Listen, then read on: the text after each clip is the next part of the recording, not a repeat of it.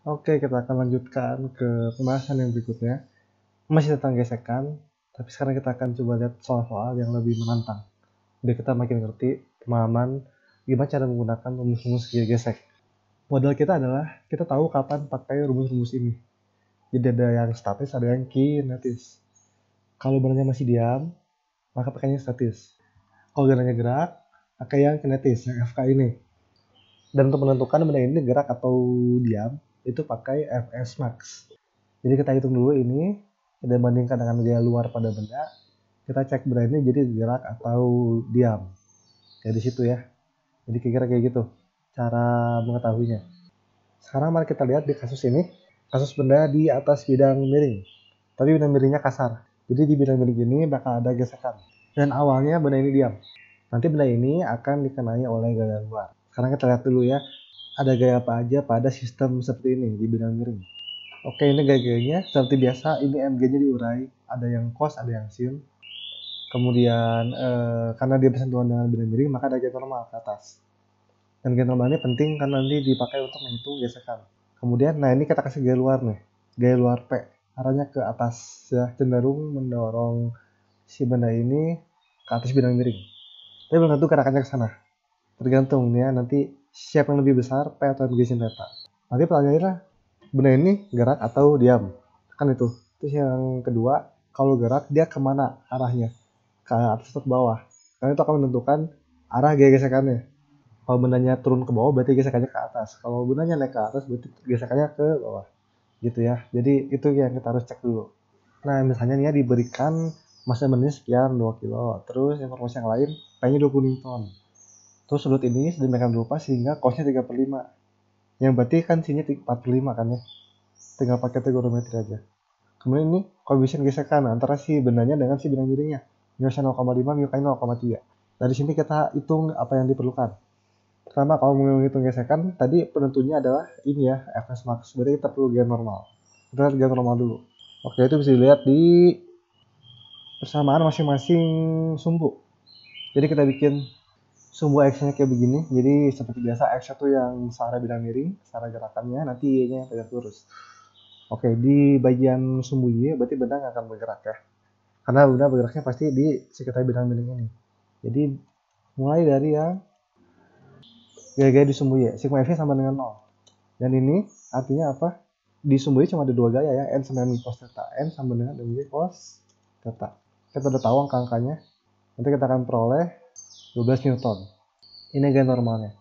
Nah, dari gaya normal ini kita bisa hitung gaya geseknya. Jadi nanti gaya gesek maksimum statis berarti ya. Berarti Fs max berarti Fs max rumusnya mu S kali N, mu S nya udah ada 0,5, M-nya 12 Newton. Nanti kali kaliin dapetnya nanti 6 ya. 6 Newton. Oke, ini penentunya. Fs max-nya 6 Newton. Jadi kalau gaya luar kita lebih dari ini dia akan gerak. Kalau kurang dari ini dia tetap diam. Sekarang kita lihat. Benda ini bergerak karena kombinasi P dan MG sin theta. Nanti gede-gedean, siapa yang lebih besar ya. Oke, P-nya 20 Newton. MG cos-nya kita hitung MG cos theta. MG sin deh, MG sin theta. Oke, tinggal dihitung-hitung aja nanti dapat 16 Newton. Oke, 16 Newton ke bawah, P 20 Newton ke atas. Berarti benda ini cenderung ke atas ya, lebih gede P daripada MG sin theta. Jadi resultan gaya luarnya yang membuat si benda ini bergerak adalah P min MG sin theta. Dan ini berarti 20 kali 16, 4 Newton. Sekarang bandingkan dengan Fs max. Ini masih lebih kecil dibandingkan Fs max. Artinya apa? Dalam kondisi seperti ini, benda masih diam. Oke, benda masih diam, yang berarti nggak ada percepatan. Percepatannya 0. Dan berarti ada gaya gesekannya kemana? Karena cenderung benda ini ke atas, tapi dia suruh diam. Karena gesekannya masih lebih besar. Berarti ke bawah dong ya. Untuk mencegah benda ini gerak ke atas. Ya, jadi gini. Ini gaya geseknya gini. Gaya geseknya ke sana. F. Bisa kita hitung ya. Jadi karena masih diam, sigma F X masih 0 berarti. Ini berarti P min MG sin theta min F Fs berarti karena statis masih diam sama dengan 0. Nah, kita memperoleh Fs-nya 4 Newton. Ingat lagi di video yang sebelumnya ya, Fs dan Fs max itu berbeda. Ini hanya menentukan dia masih diam atau bergerak. Ini gaya gesek aslinya seperti ini, 4 Newton. Kurang dari dia, ya, kurang dari. Oke, masih diam ya. Sekarang kita lihat. Kalau kita ubah sekarang. Ubah P-nya jadi 4 Newton. Jangan ya 8 ya. 8 Newton. Ubah ya. Ubah P-nya jadi 8 Newton. Apa yang terjadi? Kita lihat di sini. MGC 16, P 8. Berarti benar akan cenderung ke bawah. Kalau begitu. Jadi lebih gede sih MGC-nya. Berarti nanti terusan gaya luarnya. Itu berarti MGC ini kurang P. Karena lebih gede MGC theta. Ini dapatnya 8 Newton. Lihat di sini gaya luar kita 8 Newton, sedangkan Fs max-nya 6 Newton. Kita udah melebihi Fs max. Artinya apa? Benda ini akan gerak. Geraknya kemana? Ke bawah. Karena MGC theta lebih gede daripada P. Jadi cenderung benda ke bawah. Oke ya. Jadi kelihatannya menarik di sini. P-nya 20 Newton nggak gerak, tapi dikecilin 8 Newton malah jadi gerak. Tadi karena ada MGC theta. Oke, jadi di sini benda akan cenderung bergerak ke bawah. Artinya apa? Oke, ini artinya benda bergerak. Benda akan bergerak dengan Fk sama dengan μk dikali M, yaitu 3,6 Newton kalau dihitung ya. Berarti gesekannya tadi ke arah mana? Ke arah atas ya, karena bendanya cenderung gerak ke bawah, maka dia akan ke atas gesekannya. Jadi untuk kasus yang ini P8 Newton, gesekannya ke arah atas, begini. Sip, jadi nanti kita bisa hitung sigma Fx-nya karena gerak berarti sama dengan MA. Ini berarti gerakannya kan ke bawah. MG sin theta berarti yang positifnya MG sin dikurang P dikurang Fk sama dengan MA. Dan bisa dihitung nanti A-nya dapat A-nya 2,2 meter per second kuadrat. Jadi analisisnya kurang lebih seperti itu ya untuk mengetahui oh ini gendanya diam atau bergerak. Dan kalau bergerak dapat kecepatannya. Sekarang kita masuk ke sistem yang lebih ribet yang melibatkan dua benda.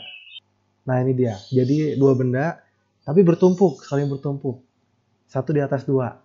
Seperti ini. Dan ini masa-masanya dan keterangan yang lainnya. Dan ini kan ditaruh di lantai ya si benda duanya. Lantainya licin. Loh, kalau licin kenapa ada koefisien gesek? Ini koefisien geseknya antara benda satu dan benda dua. Jadi tadi gesekan itu terjadi karena ada kontak dengan permukaan. Dan 2 dan 1 itu kontak kan dengan permukaan. Ini permukaan 1 dan permukaan 2 bersentuhan. Sehingga pasti ada gesekan di sana. Ya, jadi di sini nilai dan μk-nya itu punya 1 dan 2. Ya, 2 dengan lantai mah kita anggap licin lah di soal ini. Kita sekarang pengen analisis interaksinya nih. Jadi 1 dan 2 ada sesuatu di sini.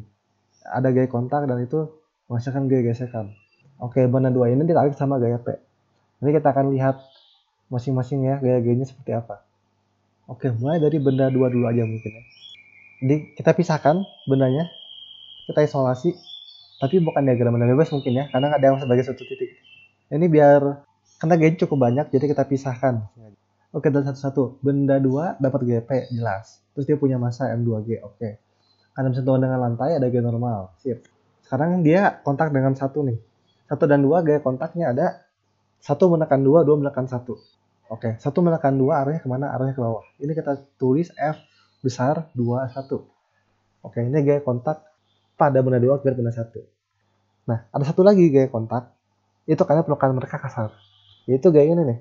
F kecil 21. Dan arahnya ke kiri. Nah, kenapa ke kiri? Ngebayanginnya begini. Andai katanya benda 2 ini ditarik tanpa benda 1 di atasnya. Maka dia akan geraknya lebih lancar dibanding benda 1 ditaruh.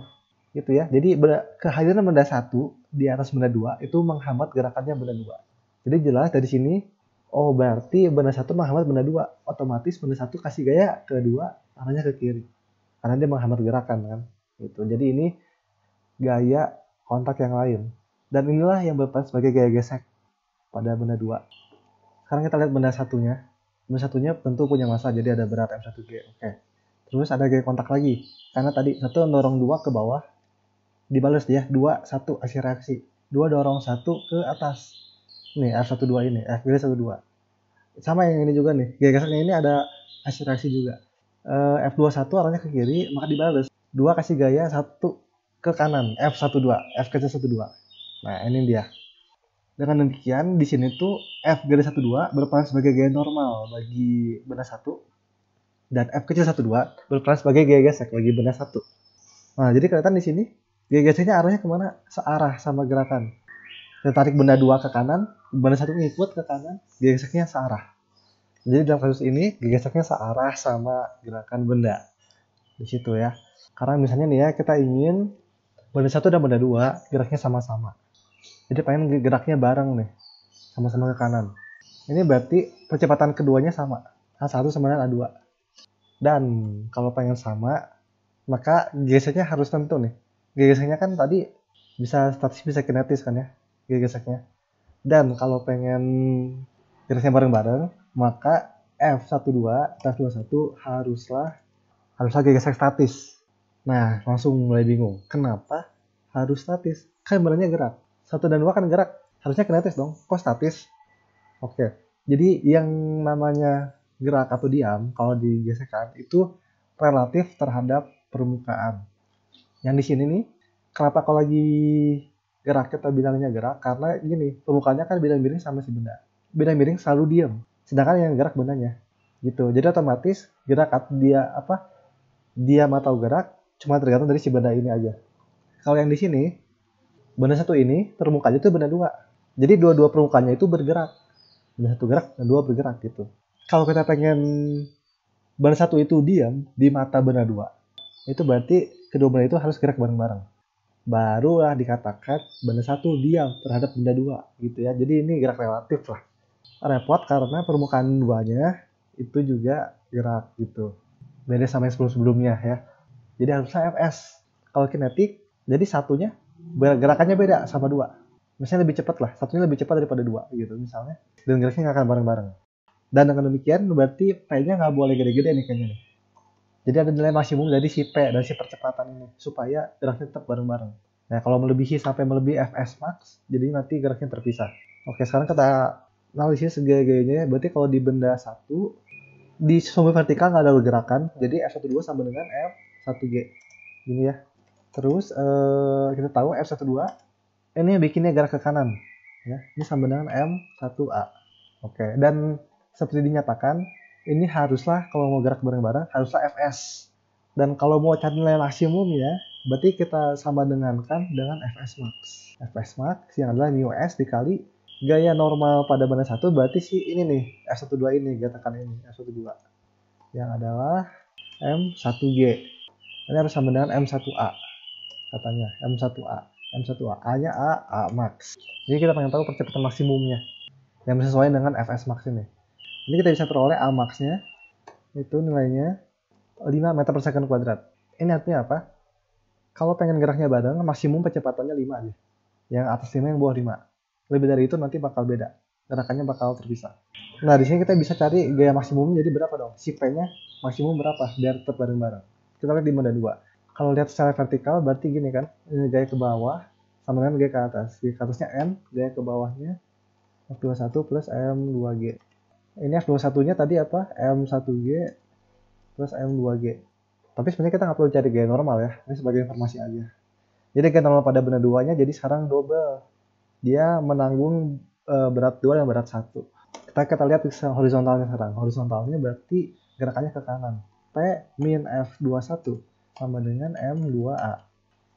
F21 itu udah tahu kan ya, F21 sama dengan F12. Kan gaya reaksi, mereka sama persis. Jadi ini M1A sama dengan M2A. Jadi kalau P max berarti tinggal diganti aja kan, dipindahin ruasnya, dapat M1 plus M2 dikali A. A-nya A max. Dan A max-nya udah tahu. Dapat nanti 25 Newton. Jadi ini maksimum supaya geraknya masih bareng-bareng. Kalau P kita kurang dari ini, tetap geraknya bareng-bareng. Kalau P-nya lebih dari ini, dia akan gerak secara terpisah. Oke, sekarang kita lihat ya, kalau terpisah jadi kayak gimana. P-nya kita anggap 30 Newton. Apa yang terjadi? Jelas ya, harusnya kalau 30 Newton terpisah. P-nya 30 Newton, geraknya terpisah, berarti bukan lagi statis, tapi kinetis. Karena benda satu geraknya nggak lagi bareng sama benda dua. Dapat nanti FK. Si F21 ini ya, itu namanya FK. Yang adalah mu K dikali N kan. M-nya berarti yang ini. Hasilnya 6 Newton. Gitu ya. Dengan demikian yang benda satu ini nanti kita lihat rumusnya ini nih F12 M1A F12 yang F21 ya 6 Newton ini sama dengan M1A. Kita akan dapat A-nya terpisah nih harusnya. A-nya beda harusnya. A1-nya nanti dapat 3 meter per second kuadrat. Ya. Sekarang kita lihat A2-nya. Sama atau beda?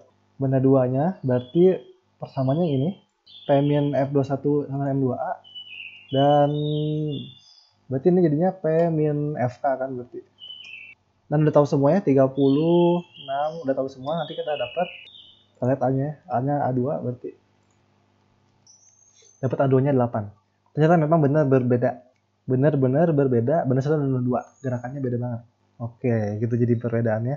Jadi kalau mau diilustrasikan lebih lanjut ya, kasus pertama itu kayak gini. Ini benar 1 dan 2 geraknya barengan. Selalu sama.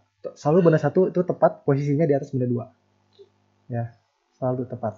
Sekarang kalau yang kasus ini, itu benda 1 dan benda 2-nya gerakannya terpisah. Di sini benda 2-nya lebih cepat daripada benda 1. Jadi nanti benda 2-nya udah ke sana, benda 1-nya masih segini. Nah, gerakannya terpisah. Berarti di sini kan ada gerak relatif antara 1 dan 2. Makanya kinetis. Sedangkan kalau ini nggak ada gerak relatif, mereka dianggapnya diam oleh 2. Statis, ya, gitu. Oke, sekian untuk penjelasan kali ini. Semoga ini membantu kalian lebih lanjut dalam hal gesekan. Sampai jumpa di video yang selanjutnya. Terima kasih.